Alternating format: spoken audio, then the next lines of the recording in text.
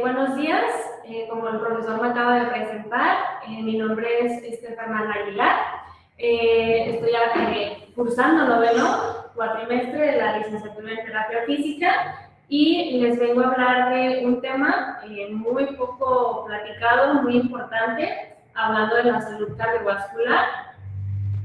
Y bueno, en un momento les voy a presentar la presentación del tema.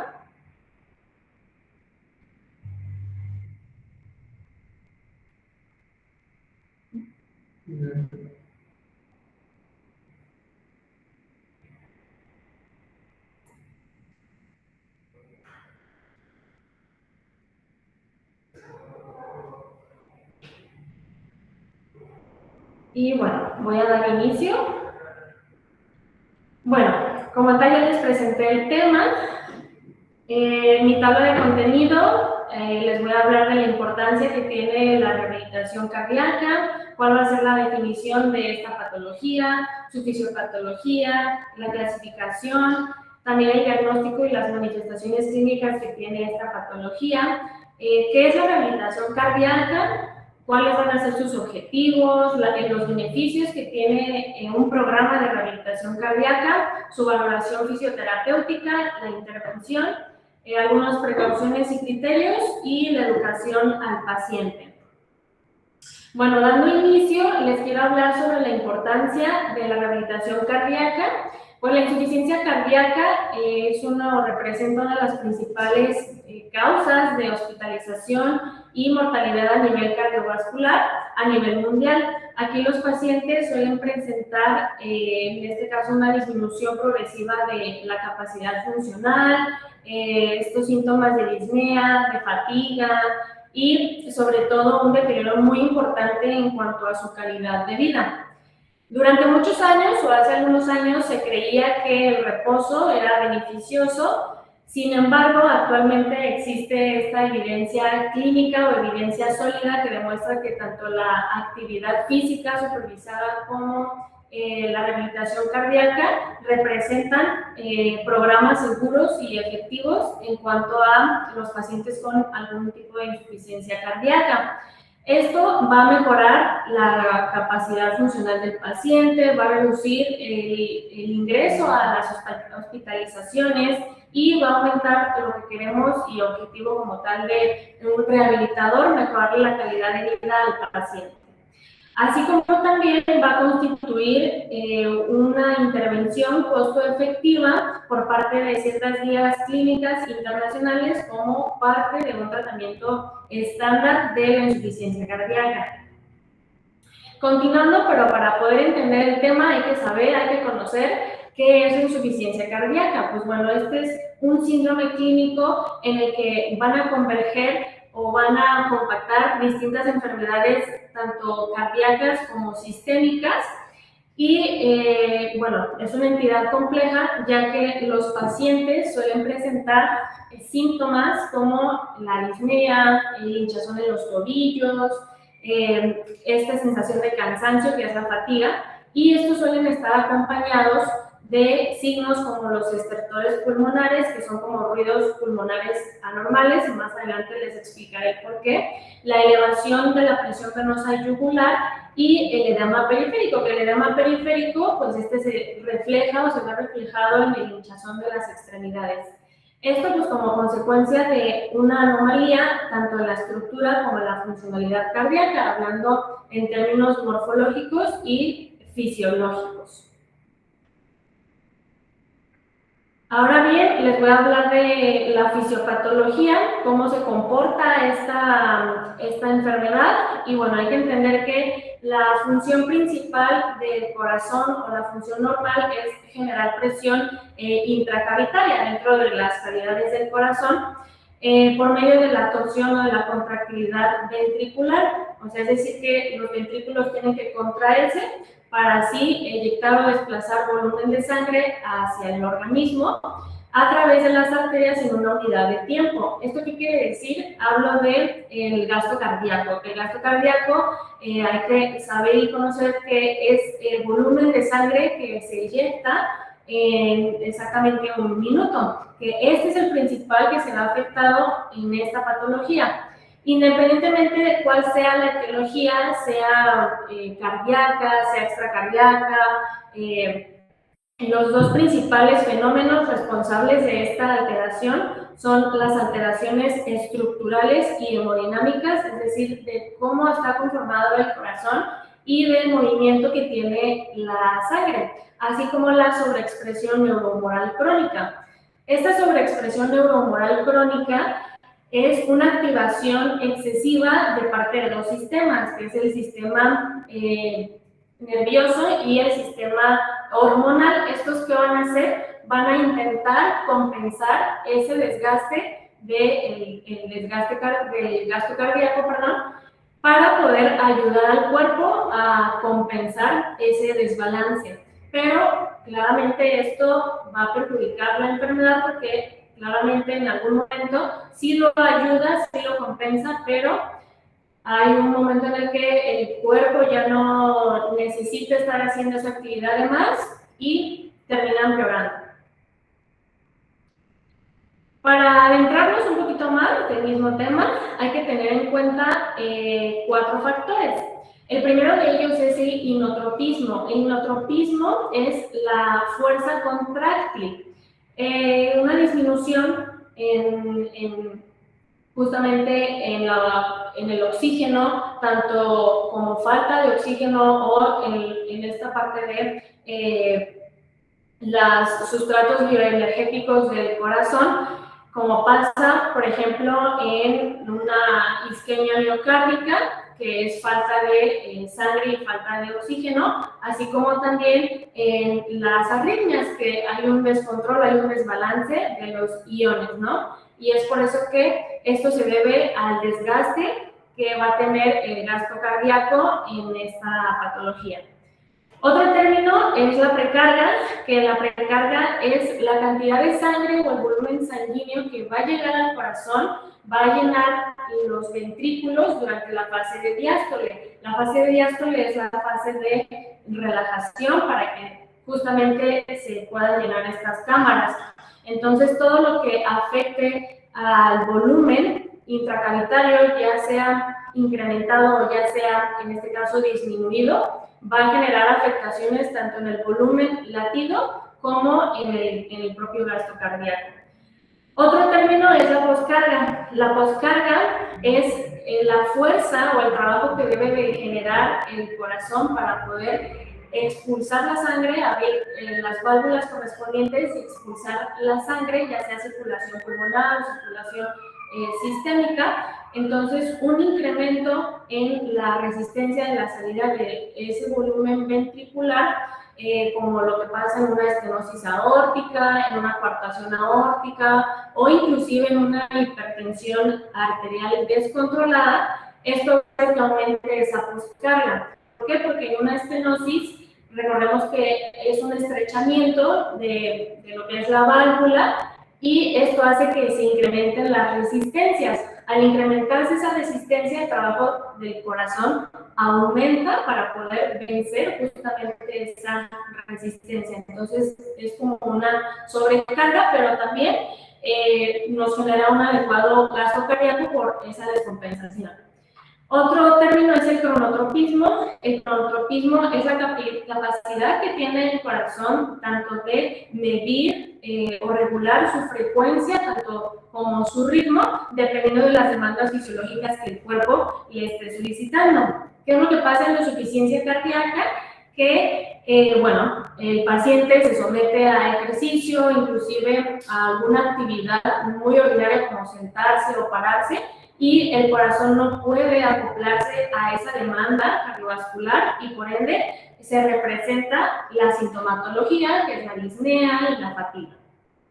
Otro término es la expresión neuroendocrina, que aquí hablo de dos sistemas, del sistema catecolaminérgico y del sistema de renina-angiotensina-aldosterona. El sistema catecolaminérgico se va a liberar ciertas catecolaminas como la adrenalina o la norepinefrina, y estos que van a hacer van a aumentar la contractilidad, por ende van a aumentar la frecuencia cardíaca y aumenta la vasoconstricción periférica. Justamente esto, ¿para qué? Para equilibrar la pérdida del gasto cardíaco, pero si se mantiene durante meses o inclusive durante años, pues claramente trae perjudicaciones, por ejemplo, arritmias, trae taquicardias, trae sobrecarga cardíaca, que en este caso es que el miocardio consuma más oxígeno del que debería estar consumiendo.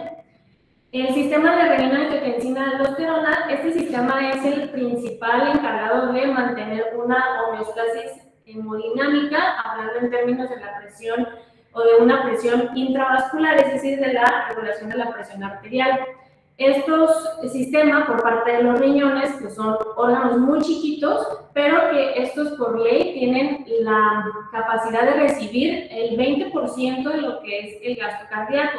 Cuando aquí se ve afectado, los riñones empiezan a activarse, empieza a activarse el sistema de renina-angiotensina-aldosterona con la liberación de renina, que posteriormente, por una serie de pasos más complejos, se va a liberar la angiotensina 1 y posteriormente la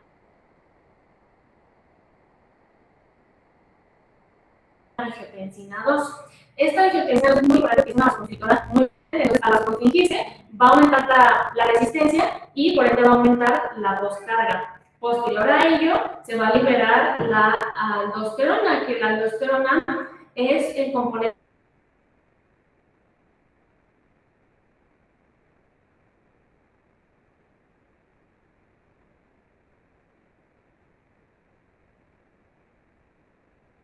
el hinchazón y demás.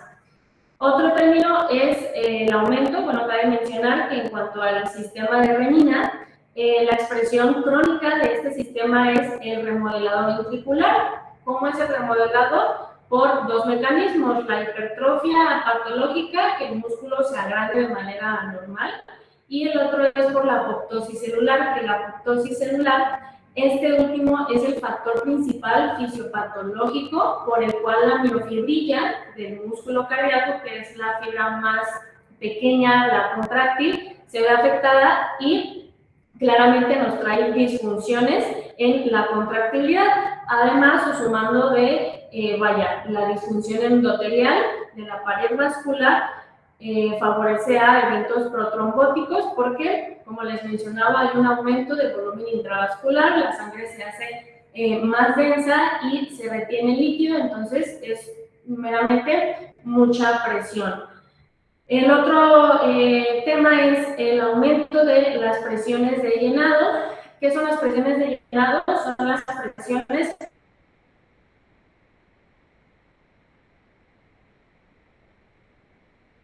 que deben de mantener las cámaras cardíacas para poder llenarse con la fase de día, porque en una insuficiencia cardíaca el corazón es incapaz de poder bombear, como de distenderse para poder expulsar la sangre. Entonces eso hace que quede sangre residual en los ventrículos, aumenta el volumen sanguíneo que más puede soportar el corazón y por ende aumenta la presión.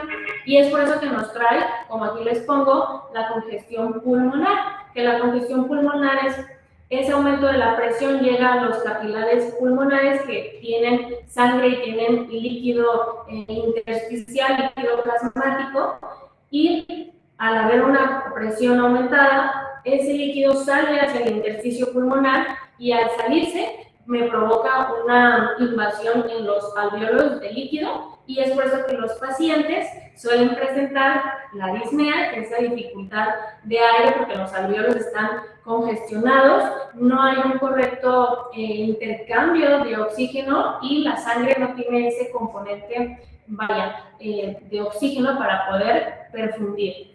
Y el edema igual es porque hay un aumento en las presiones. Esto es hablando de una afectación del lado derecho, en la cámara derecha del corazón. La sangre no puede devolverse de manera correcta al corazón, por lo tanto se queda estancada en la vena cava inferior, y eso hace que aumenten las presiones venosas sistémicas y por ende el hinchazón, como les comentaba desde un inicio, en las extremidades.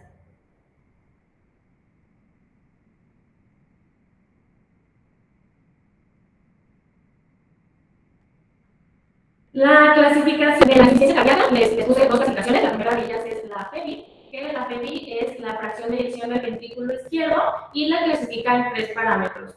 El primero de ellos es la insuficiencia cardíaca con fracción de expulsión reducida, es menor del 40%. En estados normales, estados óptimos, nuestra fracción de eyección es de entre el 50 al 70%. Esto también depende de factores tanto intrínsecos como extrínsecos del paciente. Otro es la insuficiencia cardíaca con fracción de expulsión moderada, reducida, que va del 40 al 49%. Aquí es como que todavía pudiera llegar a considerarse un poco normal, hablando del 49%. Y la insuficiencia cardíaca con fracción de expulsión preservada, que esta es la más normal, la que deberíamos de tener todos en un estado de salud óptimo. En cuanto a la otra clasificación, que por sus siglas en inglés es el New York Heart Association, nos dan 4 estadios. El primer estadio es que no hay una limitación en la actividad física, es decir, que el paciente puede realizar sus actividades de manera normal sin presentar algún tipo de patología o sintomatología. El estadio 2 es una ligera limitación en la actividad física, esto es confortable en reposo y va a generar fatiga, palpitaciones, la disnea o el dolor anginoso. En el estadio 3, es una marcada limitación de la actividad física, que claro es confortable en reposo, pero ya hay complicaciones más agravantes para realizar actividades ordinarias. Y el estadio 4 es la incapacidad para llevar a cabo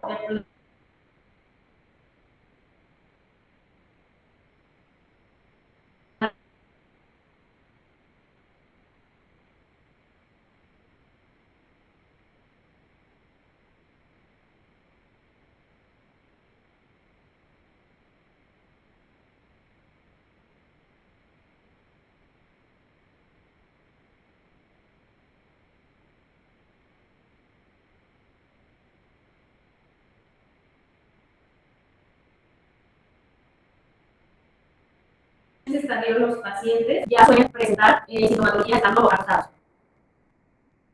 Enfermedad, pero la divide en cualquier pararse, levantarse, incorporarse.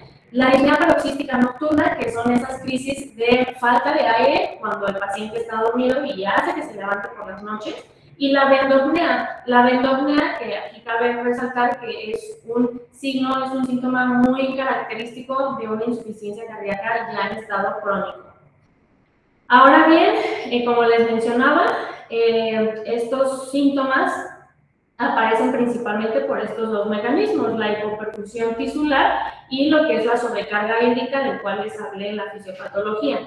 Otros son los signos de sobrecarga de volumen, la plétora yugular y el reflujo hepatoyugular positivo. La plétora yugular es cuando estamos hablando de una deficiencia en el lado derecho del corazón. La plétora yugular es que la vena yugular se ve muy distendida por el aumento de la presión, y el reflujo hepatoyugular es que justamente aumenta la presión venosa cuando uno comprime lo que es el hígado. Esto nos habla pues, de una hepatomegalia congestiva. Y el otro punto es la fatiga y la debilidad muscular. ¿Esto por qué? Porque igual hay hipoperfusión tisular a los órganos, incluyendo a los músculos. Los músculos dejan de recibir esa parte del trofismo, que son nutrientes, oxígeno, como tal. Hay la desnutrición o la caquexia cardíaca, que en casos un poquito ya también más agravantes, la anemia por la deficiencia de hierro, ¿no? Y todos estos son componentes esenciales del eritrocito, de la sangre. Ahora bien, les voy a hablar de la parte de cómo poder rehabilitar este tipo de patología, pero antes les voy a mencionar qué es la rehabilitación cardíaca. Pues bueno, es un conjunto de actividades necesarias que le van o vamos a poder asegurar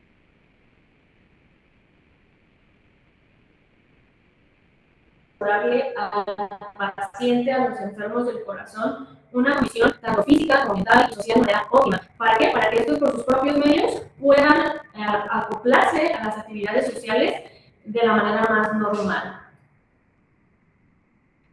Los objetivos que tiene un programa de rehabilitación cardíaca son 3. El primero de ellos es limitar el estrés psicológico de la enfermedad cardiovascular. ¿Esto por qué? Porque aunque sea una patología cardiovascular o independientemente de sea de otro sistema, el componente psicológico de los pacientes juega un papel muy importante en el manejo del control de la enfermedad. El objetivo 2 es reducir el riesgo de mortalidad secundario a una enfermedad cardiovascular, porque claramente las enfermedades cardiovasculares son de las principales causas o patologías de mortalidad. Y por último es mejorar la función cardiovascular. Al cumplirse esos 3 objetivos, pues mejoramos la función global cardíaca, así como también vamos a poder enlentecer o limitar el riesgo a contraer estas enfermedades cardiovasculares y brindarle la autoconfianza a nuestros pacientes.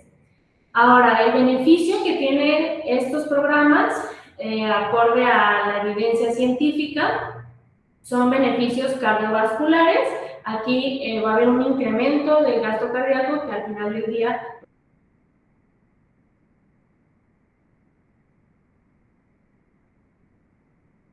función endotelial y va a reducir la actividad simpática, que esto ya les platicaba cómo se ve alterada la fisiopatología.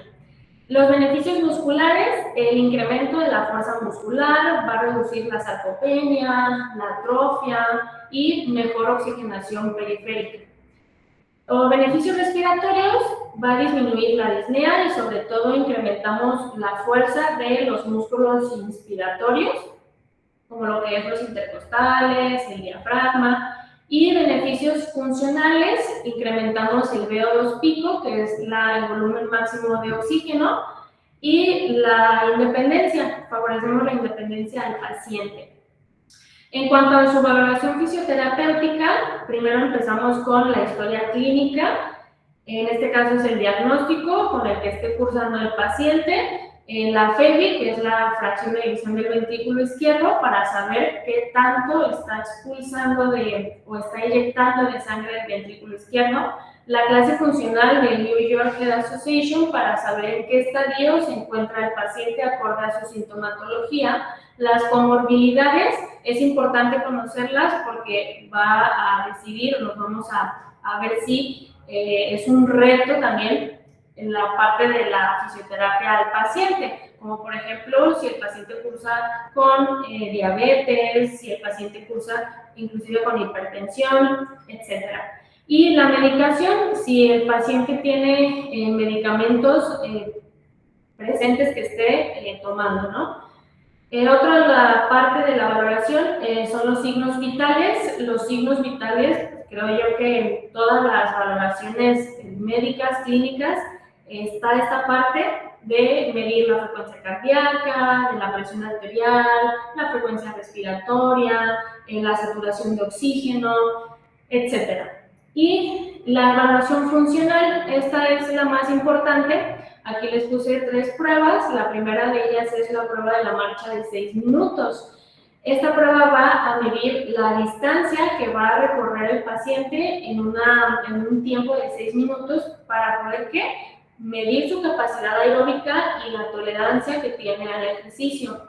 Otra de las escalas, que es de las más importantes y más utilizadas en las guías clínicas, es la escala de Borg, que también es conocida como la escala de percepción del esfuerzo. Esta es subjetiva, va a cuantificar la percepción del esfuerzo que tiene el paciente ante un estrés o una actividad física, y se va a medir esa percepción del esfuerzo con la parte fisiológica real a través de pues de la frecuencia cardíaca. Igual esta nos va a ayudar a medir lo que es la disnea por parte del paciente.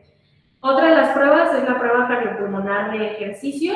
Esta prueba va a evaluar de forma integrada, de forma integral, la función tanto del corazón como de los pulmones, del metabolismo, de inclusive los músculos, para poder medir el consumo máximo de oxígeno y la producción de dióxido de carbono. Y en cuanto a la intervención, fisioterapéutica, pues bueno, esta principalmente debe de basarse en una prescripción de ejercicio individualizada, es decir, que depende o va a ser elaborada de los objetivos funcionales para el paciente, del estadio clínico de la enfermedad y la valoración sobre todo inicial, porque no todos los pacientes cursan con el mismo tipo de insuficiencia cardíaca, claramente. Antes de iniciar el entrenamiento se va a recomendar hacer lo que es la prueba de esfuerzo cardiopulmonar, que esta prueba es como el broche o el estándar de oro, justamente para poder valorar los siguientes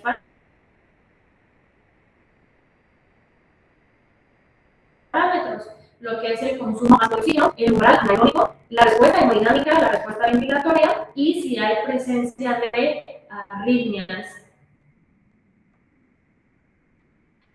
Bueno, en cuanto a la intervención, igual fisioterapéutica, tenemos el entrenamiento aeróbico. El entrenamiento aeróbico, este va a estar prescrito por el FIT, que es un tipo de modelo para poder, ahora sí que dosificar el ejercicio o el tratamiento, que es la frecuencia, la intensidad, el tiempo y el tipo de ejercicio. El entrenamiento aeróbico, su modalidad, pues puede ser que el paciente camine, en la bicicleta, en esto de la banda sin fin, practicar algún deporte, sobre todo la natación. Sabemos que la natación es de los deportes más complejos a nivel cardiovascular, inclusive el baile. Su frecuencia para este tipo de ejercicio va a ser de 3 a 5 días entre semana. Su intensidad que va del 50 al 70% de la reserva de frecuencia cardíaca. La reserva de frecuencia cardíaca es como este parámetro entre la frecuencia cardíaca durante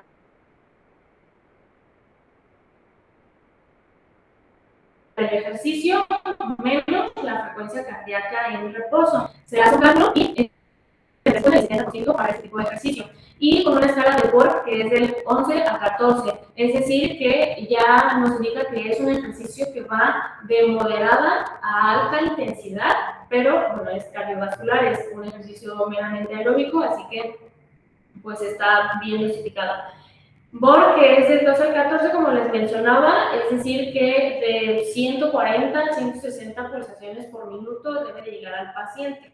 El tiempo de este ejercicio va de los 20 a los 60 minutos y el tiempo pues es ejercicio aeróbico continuo.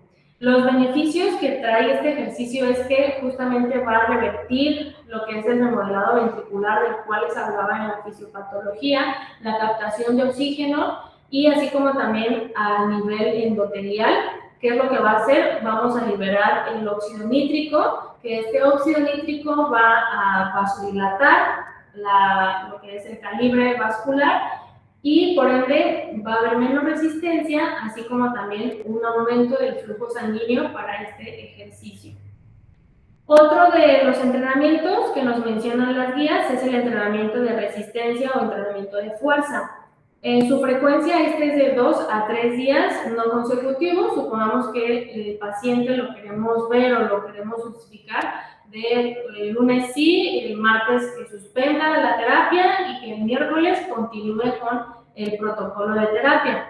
La intensidad, esta va a ser determinada sobre todo por el peso al cual se le esté sometiendo o esté cargando el paciente, pero las guías nos dicen que es de 8 a 10 ejercicios entre 1 a 3 series y de 8 a 16 repeticiones cada una. Esto porque al final, pues claro, es un ejercicio de resistencia, es lo que queremos generarle al paciente, que tenga la capacidad para poder soportar este ejercicio o estos ejercicios. El tiempo es de 1 hora para todo el cuerpo, es decir, 30 minutos de tren superior, 30 minutos de tren inferior, o inclusive por mitades si no se quiere trabajar el cuerpo completo. Y el tiempo, pues aquí, podemos utilizar las bandas, las mancuernas, inclusive ejercicios con el propio peso corporal y los aparatos. ¿Cuál va a ser el beneficio de realizar este entrenamiento de resistencia? Porque en este tipo de patología de la insuficiencia cardíaca, los pacientes suelen presentar la atrofia muscular, la sarcopenia, y claramente esto hace que haya una hipertrofia muscular y mejor captación de oxígeno a nivel periférico por parte pues, de los músculos, y esto va a reducir el síntoma de la fatiga al paciente. El entrenamiento interválico, como bien su nombre lo menciona, este va a alternar periodos de alta intensidad de ejercicio más o seguido de sus periodos de recuperación. Es decir, como aquí les puse un ejemplo, 30 segundos caminando más sus 30 segundos de reposo. Inclusive, aquí les puse también 20 segundos de algún ejercicio de alta intensidad más su periodo respectivo de recuperación.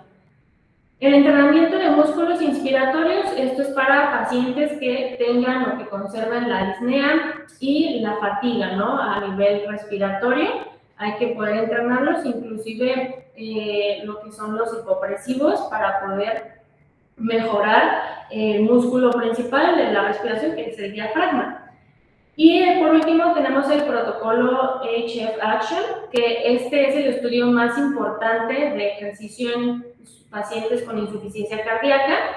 Nos dice la guía que tiene que ser una fase supervisada de 36 sesiones durante 3 veces por semana. La intensidad debe de ser del 60% de la frecuencia cardíaca, que posteriormente va a ir aumentando del 10%, es decir, que si pasa del 60, pasa al 70 y del 70 al 80. Claramente esto teniendo en cuenta los factores intrínsecos o factores extrínsecos que pueda presentar el paciente. En la progresión, ya les comentaba, la fase domiciliaria, si es que se ve el paciente a domicilio, porque esto ya es como más intervención intrahospitalaria, es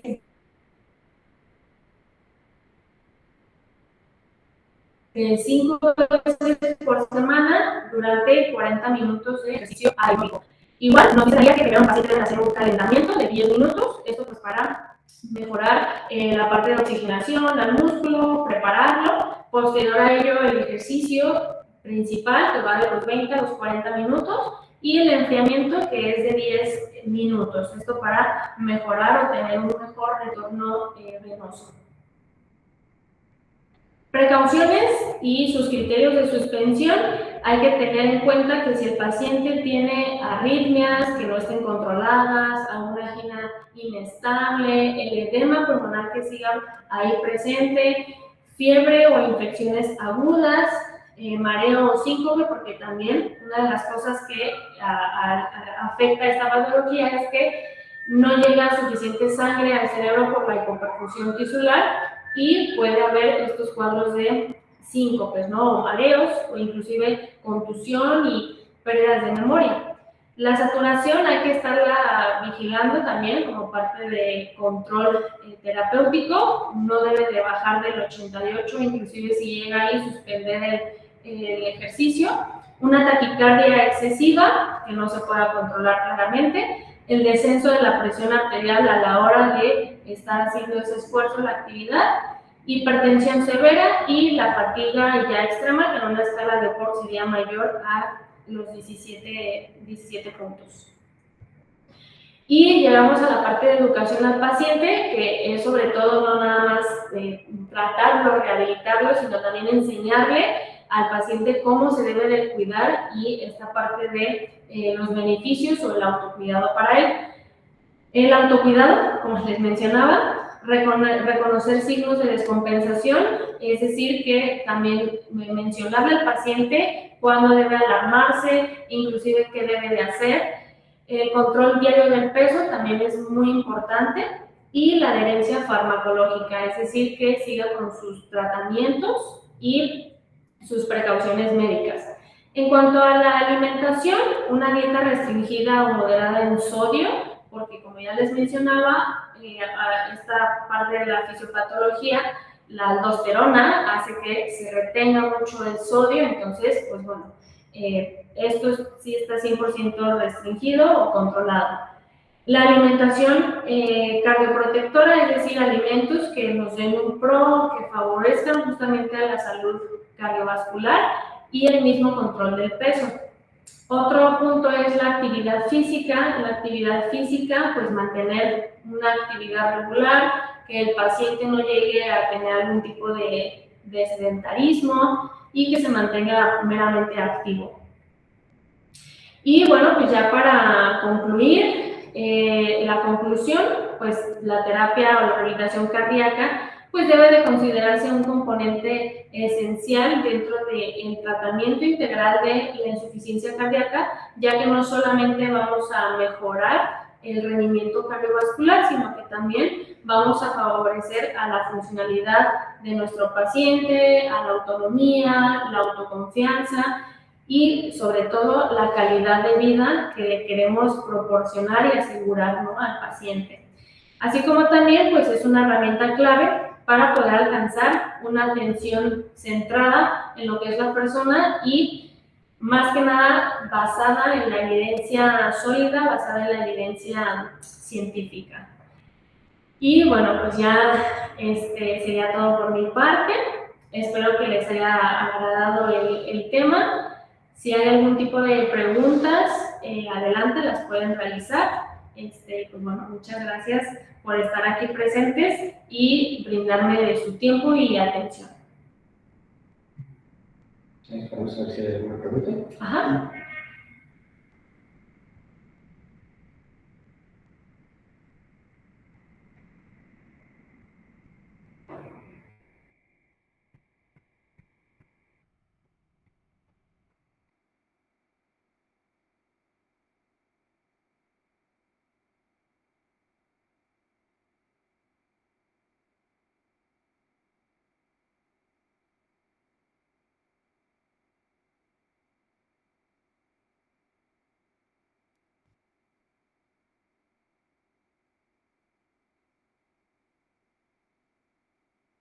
Vemos por aquí alguna pregunta.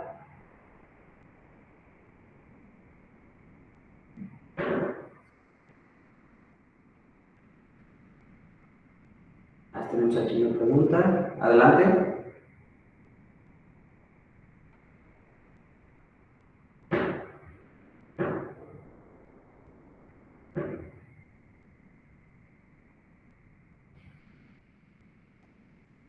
¿Qué tipo de monitoreo básico se hace para saber que el corazón no se está esforzando de más?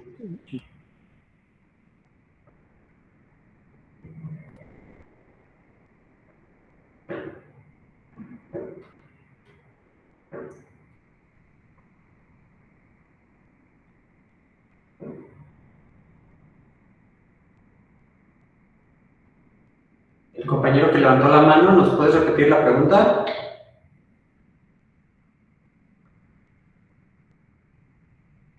Mariana Elizabeth.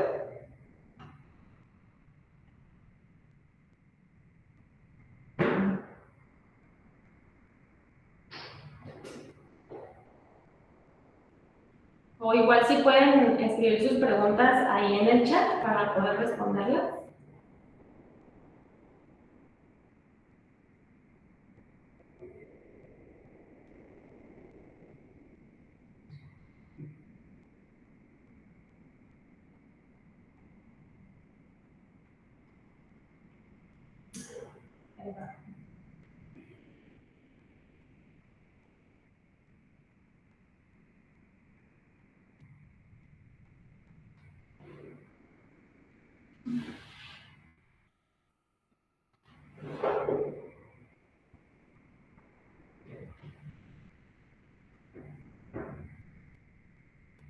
Bueno, la pregunta que nos hace Helpdesk Uganda nos dice: ¿qué tipo de monitoreo básico se le hace al paciente durante la sesión de terapia para asegurar que su corazón no se esté esforzando de más?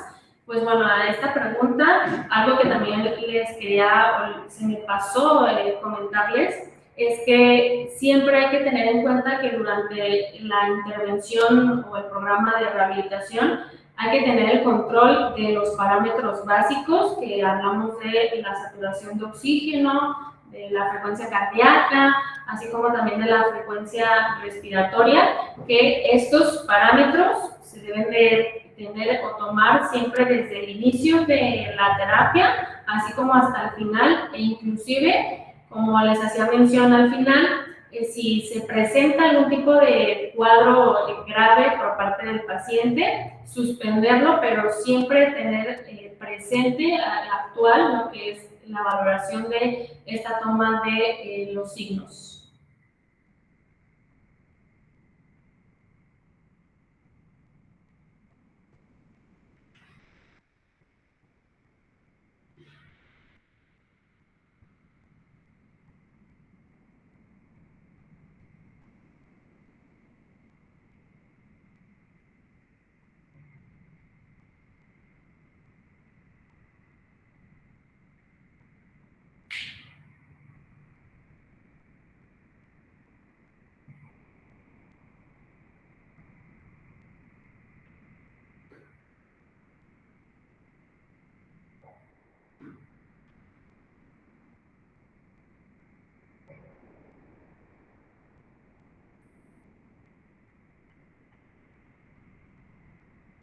Inscribir a tu chica, No, yo no.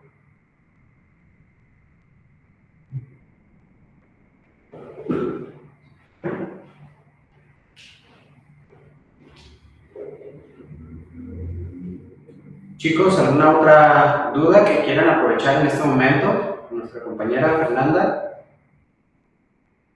Por ahí Mariana Elizabeth había levantado la mano, no sé si se contestó su pregunta o si todavía tienen alguna duda.